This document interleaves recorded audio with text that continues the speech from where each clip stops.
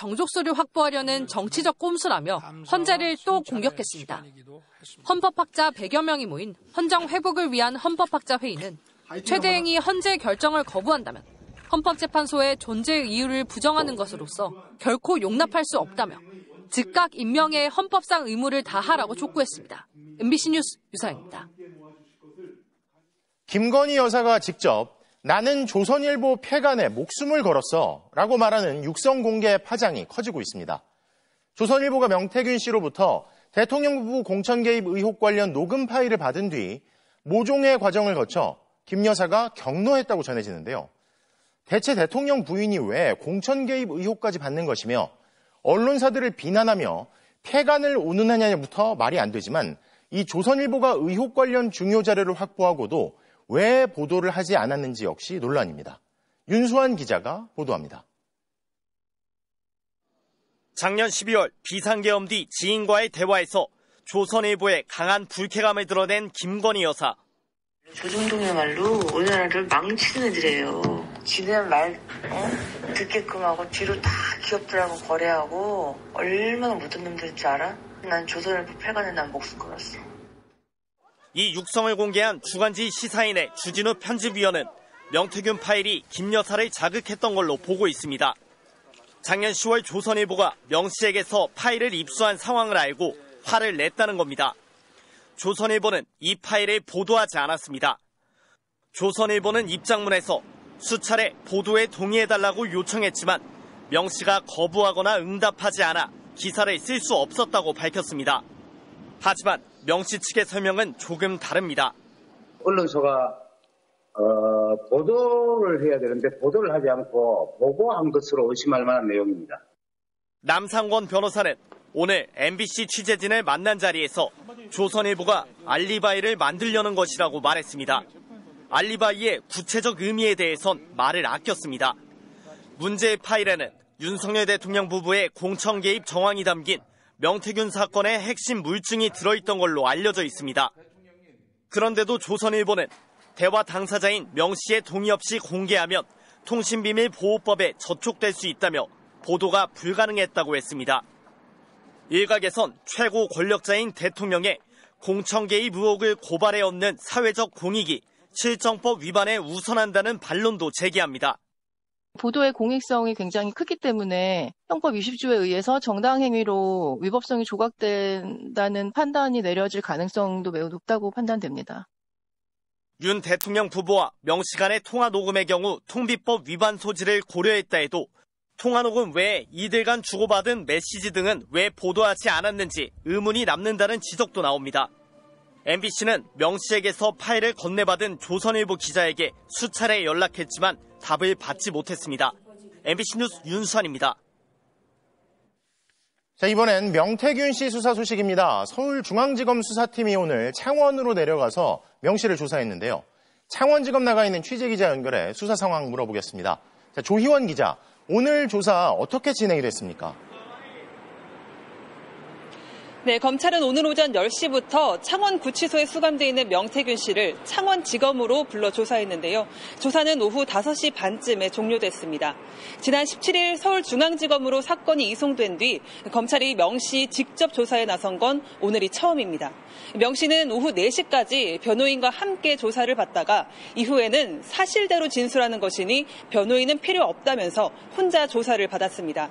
검찰은 오늘 첫날 조사에서는 앞서 창원지검이 진행한 수사 내용을 재확인하는 데 집중한 것으로 알려졌습니다.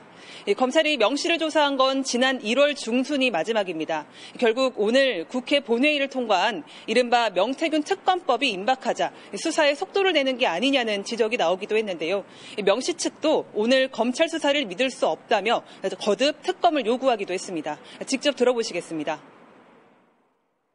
특검을 가자고 하는 거고 특검에 가서 이 정치인들의 민낯은 어떤 것인지 그걸 밝히고자 해서. 자, 사실 관심은 그동안 속도를 내지 않았던 검찰이 윤 대통령 부부 수사까지 할 수 있겠느냐, 또 그 시점이 언제겠느냐 하는 거잖아요. 오늘 윤 대통령 부부 관련한 조사가 있었는지 확인이 됩니까? 네, 수사의 핵심은 명 씨가 여론조사를 무상 제공하는 대가로 윤 대통령 부부가 2022년 국회의원 보궐선거에서 김영선 전 의원 공천에 개입했는지 여부잖아요. 오늘 검찰이 관련해서 한 질문을 주목해서 볼 필요가 있습니다. 명 씨 측은 검찰이 윤 대통령 부부에게 대선 경선 당시 여론조사를 출력해서 전달한 적이 있었냐고 물었다고 했습니다. 명 씨가 윤 대통령 부부에게 여론조사 결과 보고서를 전달한 물증은 검찰이 이미 확보한 상태잖아요. 그런데도 이 질문을 한 이유가 뭔지 전직 검사들에게 취재를 해보니까 향후 압수수색을 위한 명분을 확보하는 차원일 수 있다고 했습니다. 다만 또 다른 핵심 의혹 중 하나인 오세훈 서울시장 후원자 김한정 씨가 여론조사 비용을 대납했는지 의혹에 대해선 직접적인 질문은 오늘 없었다고 했습니다. 검찰은 내일도 명 씨를 소환할 계획인데요. 재개된 검찰 수사의 끝이 윤 대통령 부부 또 여권 유력 대선 주자인 오세훈, 홍준표 시장에게 향할 것인지 주목되고 있습니다. 지금까지 창원지검에서 전해드렸습니다. 이번 검찰 수사의 주요 쟁점은 윤 대통령 부부의 공천 개입과 오세훈, 홍준표 시장 등의 여론조사 비용 대납 의혹입니다. 검찰 수사가 제대로 진행된다면 명태균 게이트에 연루된 여권 정치인이 더 늘어날 수 있다는 관측도 나옵니다. 구민지 기자의 보도입니다. 명태균 씨와 통화 녹음이 공개되면서 윤석열 대통령이 김영선 전 의원 공천에 개입한 정황은 적나라하게 드러났습니다. 상현이한테 내가 한 번 더 얘기를 할게. 걔가 공관위원장이니까. 대통령이 윤상현 당 공천관리위원장 이름을 분명히 언급합니다. 김건희 여사도 40여 분 뒤에 전화를 걸어왔습니다. 당선인이 지금 전화를 했는데, 하여튼 당선인 이름 팔지 말고 그냥 미리라고 했어요. 검찰은 김 전 의원 공천이 무상 여론조사의 대가가 아닌지 의심하고 있습니다. 강혜경 씨는 지난 대선 당시 미래한국연구소가 윤석열 후보를 위해 81차례 3억 7천만 원짜리 여론조사를 돌리고도 윤 후보나 캠프로부터 돈을 받지 못했다고 했습니다. 내 여론조사 해갖고 돈 10원이나 남기는 거 봤어요. 대통령하고 사모를 위해서 모든 걸 희생했어요. 그래야 거기에 대한 반대급부를 받을 수 있는 거예요. 명 씨는 여론조사를 이용해 정치적 영향력을 키워왔습니다. 지난 2023년 제주도에서 명태균 씨와 김영선 당시 의원이 한자리에 있는 사진입니다. 오세훈 서울시장의 후원자였던 김한정 씨와 홍준표 대구시장의 아들 친구인 최모 씨도 있습니다. 두 사람은 각각 오세훈 시장과 홍준표 시장의 여론조사를 명 씨에게 의뢰하고 수천만 원의 비용을 대신 냈다는 의혹을 받습니다. 대납한 게 맞고 두 시장도 이를 알았다면 불법 정치자금으로 볼 소지가 있습니다. 하지만 김 씨는 명 씨를 도와주기 위해 돈을 낸 거라며 오 시장은 모르는 일이라고 했고 최 씨도 내가 필요해 여론조사를 의뢰한 거지 홍 시장은 모른다고 했습니다. 오세훈, 홍준표 두 시장도 모두 모르는 일이라고 일축하고 있습니다. 대적할 상대가 된다고 여론조사가 필요합니까? 가지고 있는 거는 그러잖아요. 우리 캠프에서는 일체 여론조사를 단 한 번도 해본 적이 없어요. 명태균 씨 측 남상권 변호사는 명 씨 휴대폰에 저장된 전 현직 국회의원 전화번호가 140개 이상이라고 했습니다. 검찰 수사에 따라 명 씨 여론조사와 얽힌 정치인 수는 더 많아질 걸로 보입니다. MBC 뉴스 구민지입니다. 이렇게 당내 유력 대선 주자들의 연루설까지 이어지는 상황에서 국민의힘이 부결 당론을 정했지만 명태균 특검법은 국회를 통과했습니다. 국민의힘에서 유일하게 특검에 찬성한 김상욱 의원은 당이 선제적으로 정정당당하게 명태균 리스크를 정리해야 한다는 소신을 밝혔는데요. 최상목 권한대행이 국민의힘 요청에 따라 또 거부권을 행사할지도 주목됩니다. 신수아 기자가 보도합니다. 찬성 183명 대 반대 91명. 국회가 명태균 특별검사법을 의결했습니다. 더불어민주당 등 야권은 수사 대상인 명태균 씨조차 특검을 원하고 있다며 특검을 거부하는 자가 범인이라고 목소리를 높였습니다. 대검은 매일 1일 보고를 받는다면서 왜 윤석열과 김건희 앞에 가서 수사를 멈추냐 이겁니다 저희는. 특히 명태균 게이트에 이준석 의원 이름이 거론되어 온 개혁신당도 전원이 찬성 투표하며 여당은 거리낄 게 있냐고 꼬집었습니다. 국민의힘은 한낱 선거 브로커의 허황된 말을 떠받들며 보수 진영을 초토화시키려 한다고 반발했지만 수적 열세를 극복 못했습니다. 우리 당 108명 의원 전체를 언제든 수사하겠다는 의도가 담겨 있습니다. 다만 여당에서도 윤석열 대통령 탄핵에 찬성했던 초선 김상욱 의원 한 명만은 반대 당론을 거스르고 찬성표를 던졌습니다. 명태균 리스크는 우리 당이 먼저 선제적으로 정정당당히 정리를 해야 될 부분이라는 생각을 했습니다. 국민의힘이 최상목 대통령 권한대행에게 거부권 행사를 요청한 가운데 민주당은 또 다른 녹취를 공개하며 거부권을 행사해선 안 된다고 압박했습니다. 지난 2022년 3월 지인과 대화 녹음 속에서 명 씨는 김건희 여사가 윤한홍 의원의 경남지사 출마 논의에 관여한 정황을 언급했습니다.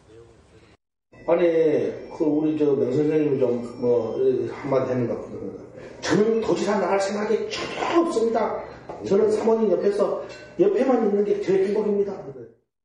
윤 의원은 그 무렵 김건희 여사와 통화하거나 대화한 적이 없다며 명태균이 공천에 대해 허풍을 떨려고 한 터무니없는 헛소리라고 반박했습니다. MBC 뉴스 신수아입니다.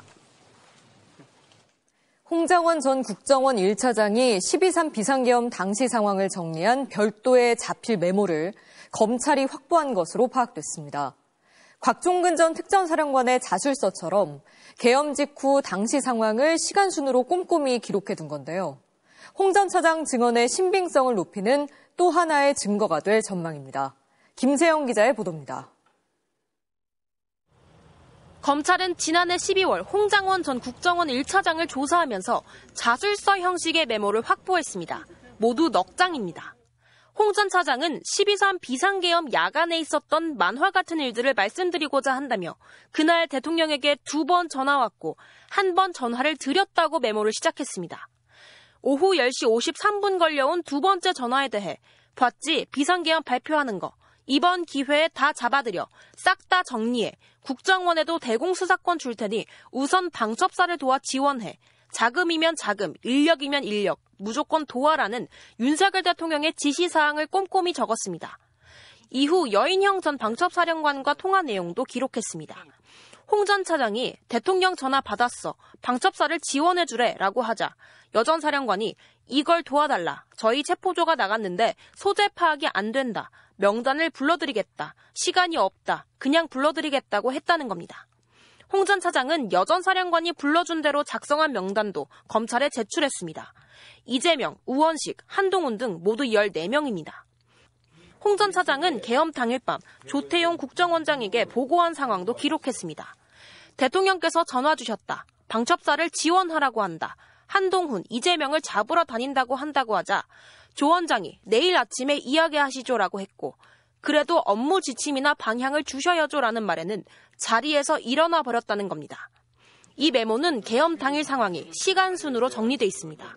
작성 시점은 작년 12월 6일 국회 출석 전이었습니다. 홍 전 차장은 이 메모를 토대로 국회와 헌재에서 일관되게 증언해온 것으로 보입니다. 싹 다 잡아들여, 싹 다 정리해, 우선 방첩사를 도와 지원해, 자금이면 자원, 인력이면 인력, 무조건 도와라는 취지로 말하였죠. 그렇게 기억합니다. 계엄 직후에 기록을 해뒀다는 점에서 이 메모는 홍 전 차장 증언의 신빙성을 높여줄 또 하나의 핵심 물증이 될 것으로 보입니다. MBC 뉴스 김세영입니다. 탄핵 심판에서 윤 대통령 측은 주요 쟁점에 대한 정면 승부보다는 증인들의 말이 바뀌었다고 주장하며 신빙성 깎아내리기에 집중하는 듯 보였습니다. 하지만 정작 주요 사안에 대해 여러 차례 말을 바꾼 건 윤석열 대통령 자신이었는데요. 변론이 진행되면서 계속 달라진 윤 대통령의 말을 팩트체크 알고 보니에서 이준범 기자가 따져왔습니다. 비상계엄의 절차적 정당성을 따질 핵심 사안인 국무회의 개최. 5차 변론에 나온 윤 대통령은 비상계엄 전 국무회의가 열렸고 신원식 국가안보실장이 국정원장과 함께 참석했다고 말했습니다. 8시 한 반 무렵에 국무회의 하려고 여러분 국무위원도 오시고 비서실장, 안보실장이 들어오는데 안보실장하고 국정원장이 같이 오는 겁니다. 그래서 제가 어떻게 되는 겁니까? 미국에 있는 거 아닙니까? 그런데 이후 7차 변론에 나온 신원식 실장의 말은 완전히 달랐습니다. 자신은 당일 밤 10시쯤에야 대통령실에 도착했고 국무회의는 열리는 줄도 몰랐다는 거였습니다. 22시 1분에 이제 용산에 도착을 했고 국무회의도 참석을 안 했고요. 국무회의는 뭐 열리는지도 몰라서 그냥 저는 다른 방에 있었습니다. 이후 8차 변론에서 윤 대통령의 말이 달라졌습니다. 국정원장과 함께 왔다는 사람이 신원식 실장에서 부속실장으로 바뀐 겁니다. 8시 반경에 부속실장이 모시고 들어오길래 제가 화들짝 놀랍니다. 원장님 미국 안 계셨어요? 하니까 핵심 쟁점 중 하나인 체포명단과 관련된 발언도 달라졌습니다. 윤 대통령은 5차 변론에서 비상계엄 당시 여인형 방첩사령관이 체포 대상자에 대한 위치 추적을 국정원에 요청했다는 건 말이 안 된다고 주장했습니다. 국정원은 수사권이 없고 검거는커녕 위치 추적을 할 수가 없습니다. 협력해서 한다고 하는데 그런 거를 방첩사령관이 모를 리가 없고 그래서 저 자체는 이제 말이 안 된다고 저는 보고 있고요. 그런데 정작 당사자인 여인형 사령관은 답변을 회피하며 부인하지 않았습니다. 그러면 홍장원 1차장에게 14명 정도를 체포하려는데 또 위치를 좀 확인해달라 이런 말을 하신 기억은 나나요? 그 부분 마찬가지로 형사재판에서 좀 정확히 따질 부분이 홍장원 씨와 관련돼서는 많습니다. 10차 변론에 나온 윤 대통령은 여 사령관이 단순 동향 파악을 위해 위치 추적을 요청한 거라고 말을 바꿨습니다. 여인형 사령관은 저게 순작전통이고 해가지고 도대체 이 수사에 대한 개념 체계가 없다 보니 위치 확인을 좀 동향 파악을 하기 위해서 했는데 홍장원 전 차장과 만났다는 횟수도 달라졌습니다. 8차 변론 때는 홍 전 차장과 딱 한 번 밥을 먹었다고 단언한 윤 대통령. 저는 기억력 아주 정확한 사람입니다. 딱 한 번 식사한 적이 있습니다. 그런데 10차 변론에서 홍 전 차장이 윤 대통령을 6번 만났다며 구체적인 자리까지 밝히자 제가 기억하기로는 6번입니다. 저녁에 한 2번, 보고 자리 한 4번, 한 6번으로 기억이 됩니다. 곧바로 몇 번 봤다고 말을 뒤집었습니다. 몇 차례 본 적도 있고 또 일도 열심히 하는 것 같고 이렇게 해서 제가 격려 차원의 전화를 한 건데 탄핵 여부를 가를 핵심 사안마다 말을 바꾼 윤 대통령. 그 사이에는 항상 윤 대통령의 말을 부정한 결정적인 증언이 있었습니다. 알고 보니 이중범입니다. 서울대와 고려대, 이화여대 등 대학교에 윤석열 대통령 지지자들이 난입하는 일이 계속되고 있는데요. 5.18 민주화운동의 시작이 된 전남대학교에서도 극우 유튜버들이 주도하는 탄핵 반대 집회가 열렸습니다. 윤석열 대통령 취임식에 특별 초대되기도 했던 안정권 씨 등 외부인들이 가세해 욕설과 막말을 쏟아냈는데요. 윤석열 대통령이 극렬 지지층을 부추기고 극우 유튜버들이 선동에 나서면서 개강을 앞둔 대학가가 위협받고 있습니다. 송구민 기자가 보도합니다. 전남대학교 교문 앞으로 태극기와 성조기를 든 윤석열 대통령 지지자 수십 명이 모였습니다.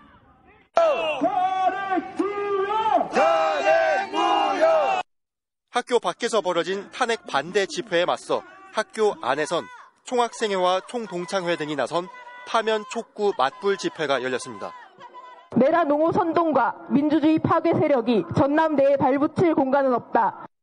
탄핵 반대를 외치는 시위대엔 이번에도 신남성연대와 안정권 씨 등 극우 유튜버들이 대거 가세했습니다. 조선 야 연별 전라도인 저거지. 안 씨는 앞서 고려대 등 서울대학가에서 열린 탄핵 반대 집회에도 잇따라 참석했고 이화여대에선 아예 학교에 난입해 학생들을 위협하며 난동을 부렸습니다. 시끄럽자. 안 씨는 과거 5.18 민주화운동, 세월호 유족에 대한 폄하를 일삼아 수차례 수사와 재판까지 받았는데도 버젓이 윤석열 대통령 취임식에 초대돼 논란을 빚은 인물입니다. 특별 초청장 뭐냐? 특별 초청장. 또 안 씨 누나는 대통령실에서 일하는 등 긴밀한 관계를 이어왔는데 탄핵 이후 대학가를 돌며 극우 시위대를 선동하고 있는 겁니다. 여기에 일부 학생들까지 가세해 교내 충돌로 번지는 건 결국 탄핵 심판정에서까지 극렬 지지층의 결집을 유도한 윤 대통령 탓이라는 분석이 나옵니다. 캠퍼스의 자유와 안전을 위협하고 또 이런 알고리즘을 통해서 이런 게 확산되면서 사회 극단주의까지 악화할 수 있는 굉장히 복합적인 문제를 야기한다고 생각이 됩니다. 대학들은 외부인들의 교내 집회를 불허하고 출입을 통제하는 등 대책 마련에 고심하고 있습니다. 하지만 경찰은 집회를 통제해달라는 학교 측 요청이 있더라도 경찰력을 학교 안으로 투입하는 건 굉장히 신중할 수밖에 없다며 소극적인 모습을 보이고 있습니다. MBC 뉴스 손구민입니다. 윤석열 대통령 관저 앞에서 밤새 쏟아지는 눈을 맞으며 탄핵을 촉구했던 키세스 시위대 기억하실 텐데요. 경찰이 이 집회를 주도했던 민주노총 위원장을 소환했습니다. 신고된 장소를 벗어나서까지 시위를 벌였다는 건데 같은 시간 윤 대통령 체포를 저지하겠다며 경찰과 충돌했던 극우 시위대에 대한 수사는 별다른 움직임이 없습니다. 송정훈 기자입니다. 쏟아지는 눈을 오롯이 맞으며 은박담요 한 장을 덮고 밤새 자리를 지킵니다. 윤석열 대통령 1차 체포영장 집행이 실패하자 한남동 관저 앞에서 3박 4일 밤샘 집회를 이어간 이른바 키세스 시위대입니다. 경찰이 이 집회를 주도한 민주노총 양경수 위원장을 집시법 위반 혐의로 불러 조사했습니다. 밤샘 시위 과정에서 집회 참가자가 늘어나면서 일부가 신고 장소를 벗어났다는 겁니다. 민주주의 대한민국을 바로 세우기 위해 애쓴 투쟁을 집시법 위반으로 범죄시하여 탄압하는 조사인지 다시 한번 묻습니다. 경찰은 대통령 2차 체포영장 집행을 앞두고 열린 지난달 11일 대규모 서울 도심 집회도 문제 삼았습니다.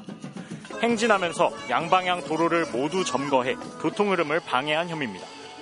어떻게든 탄핵에 반대하는 시민들의 목소리가 불법이라고 훼손하기에 혈안이 되어 있는 듯 느껴집니다. 비상계엄 사태 이후 주말 집회를 이끌어온 시민단체 관계자도 소음 기준을 넘어섰다는 이유로 불러 조사했습니다. 모두의 투쟁에 불법 프레임을 씌울 수 있을 뿐 아니라 앞으로의 투쟁을 위축시키려는 부당한 탄압이라고 생각합니다. 경찰은 이처럼 윤 대통령 파면 촉구 집회 주최자들의 엄격한 법 위반 잣대를 들이대 본격 수사에 착수했지만 윤 대통령 지지 집회 주최자들에 대해선 별다른 움직임이 없습니다. 체포영장 집행을 앞두고 전광훈 목사가 주축인 대국본 등이 한남동 관저 앞에서 집회를 열면서 참가자들이 대통령 체포를 막겠다며 도로에 드러눕는 등 혼란이 빚어졌습니다. 하지만 경찰은 전광훈 목사에 대해 서부지법 폭동과 관련해 내란 선동 혐의 수사는 하고 있지만 집시법 위반 등의 혐의를 적용하지는 않았습니다. 경찰은 또 민주노총 관계자들에 대해선 추가 줄 소환도 예고했지만 탄핵 반대 집회 주최 측에 대한 향후 수사 계획은 밝히지 않았습니다. MBC 뉴스 송정훈입니다. 경찰 고위직인 경무관과 총경 승진 내정자가 오늘 발표됐습니다. 공교롭게도 용산 대통령실 출신이거나 대통령과 가깝다는 의혹을 받아온 이른바 친윤 경찰들이 줄줄이 포함됐는데요. 직무가 정지된 윤석열 대통령의 입김이 들어간 거라는 비판이 경찰 안에서도 나오고 있습니다. 공태현 기자입니다.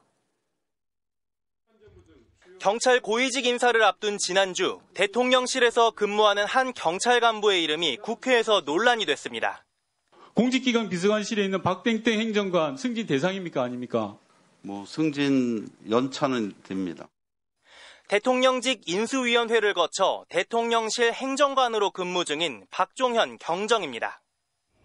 경찰 내 이른바 윤석열 라인으로 지목됐고 최상병 사건 수사 외압에 관여했다는 의혹도 받고 있는데 야당의 우려대로 박경정은 총경으로 승진했습니다.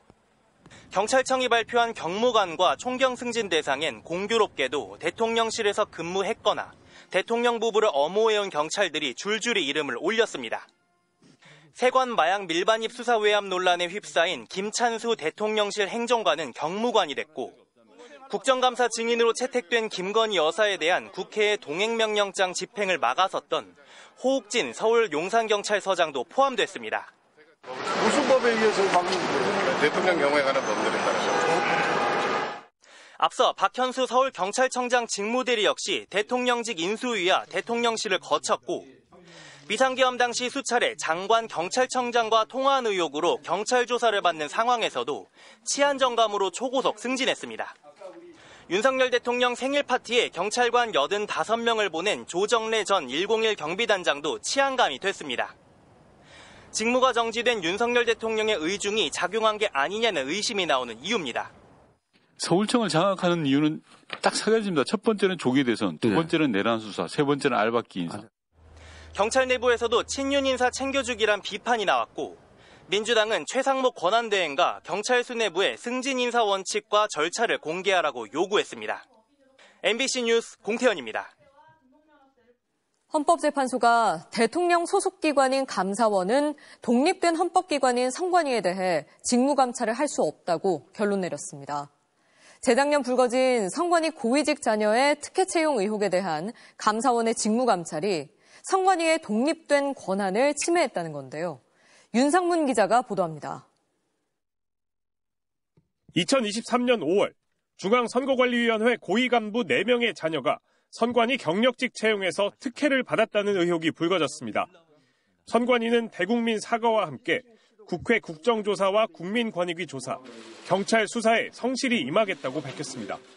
참담한 마음과 함께 무한한 책임감을 느낍니다. 갈등은 감사원이 뛰어들면서 불거졌습니다. 선관위는 감사원이 독립된 헌법기관인 선관위 직무를 감사하는 건 헌법 정신에 맞지 않는다며 헌법재판소에 권한쟁의 심판을 청구했습니다.